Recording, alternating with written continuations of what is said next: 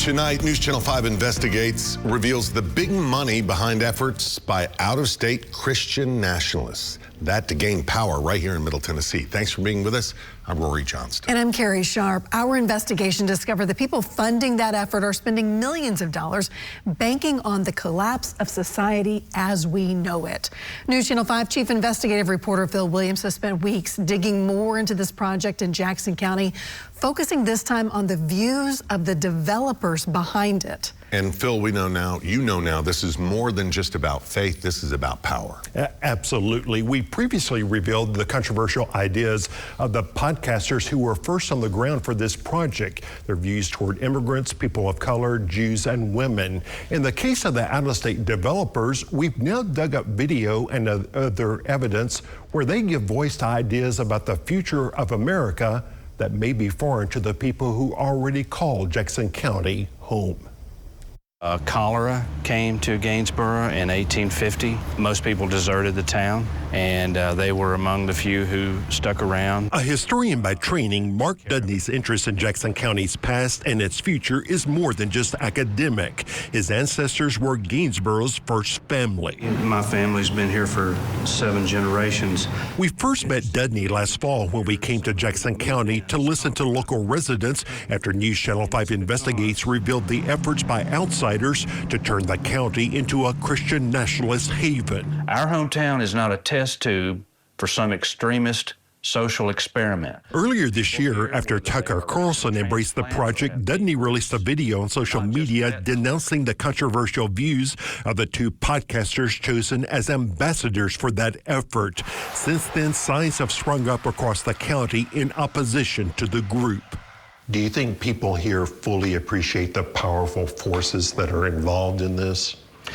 I think some people do, and I think maybe other people just don't like somebody coming in and to their home and saying, we're going to plant a flag and build a town right on top of the one that you already have. Our goal is something where we actually have the concentration where we can control the town, or in this case, there's of the people there, it's a town that's already very values aligned. So it's Dallas-based investor Nate Fisher heads the company financing what appears to be a multi-million-dollar effort in the Upper Cumberland region. New Founding LLC promises you can build the America you want to live in. Among the company's investors is tech billionaire Mark Andreessen.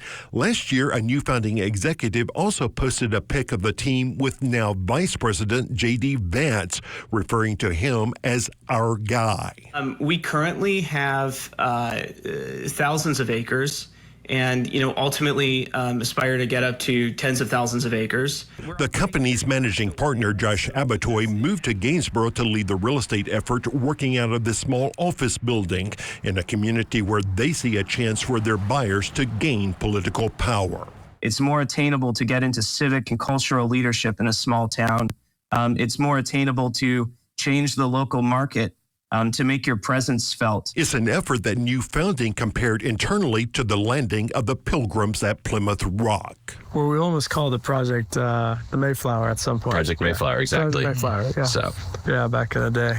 Mark Dudney's reaction? As a local who loves the community, I have an emotional response to it.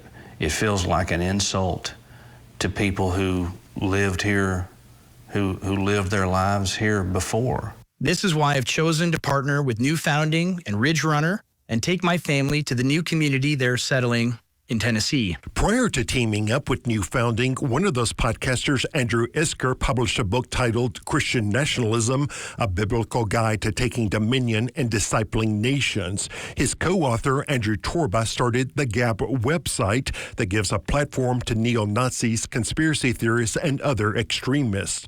Their book calls for taking control of townships, school boards, and counties, and exiting what they call the beast system completely, lying in wait for the system to collapse. I think even those who play it best, it may be extremely painful.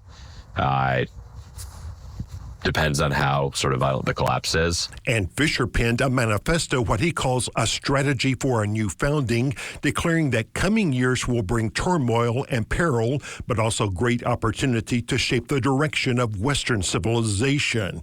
Fisher insists national divorce must be on the table. The only question is whether it happens peacefully. For me, new founding represents the ability to put infrastructure into actualizing a radical Christian nationalist movement that has a fundamentally different vision for America than America itself. And they call it a new founding. A new founding, literally. James Lindsay is a conservative commentator who has clashed online with the new founding crew after he declared that the extreme far right is becoming what he calls the woke right. He calls this a dark doomsday mentality. It's about breaking America into communities that don't get along with one another. We're no longer one nation under God. We're no longer this single federal entity. We're now this hodgepodge of micronations that don't necessarily get along. Not only did the developers behind the Jackson County project share a political ideology, they're also members of a secretive men's-only society designed to train a generation of far-right Christian leaders to take control when the time comes. That group, the Society for American Civic Renewal, has a website that touts the notion of seeking a civilizational renaissance. Its membership documents call for developing a list of potential appointees and hires for an aligned future regime. They've really staked their reputations very significantly on believing that the American system is in free fall and it's going to have a catastrophic end, and that, you know, it's theirs to rebuild from the ashes. How does this fall on you as a historian? Like a load of bricks. To me, what they're advocating is fundamentally un-American.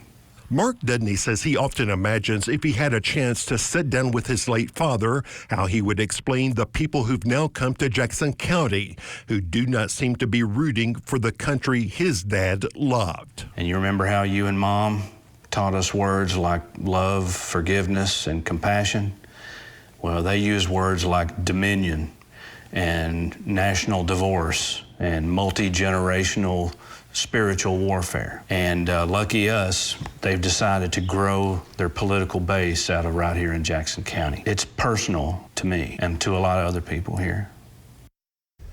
And there's a lot more to this story, a lot more players. You'll find all of that on our website, including details about that secretive men's-only group. I wanted to give the developers, Nate Fisher and Josh Abatoy, a chance to answer my questions, but they never responded to any of my messages asking for comment. As for J.D. Vance, the vice president's office tells me he takes lots of photos with lots of people. They specifically deny that he has ever been part of that secretive men's group.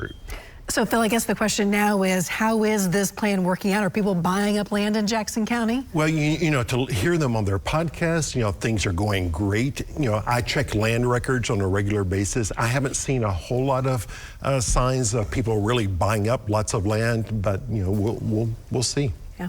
We know you'll be watching. Absolutely. Thank you, Phil.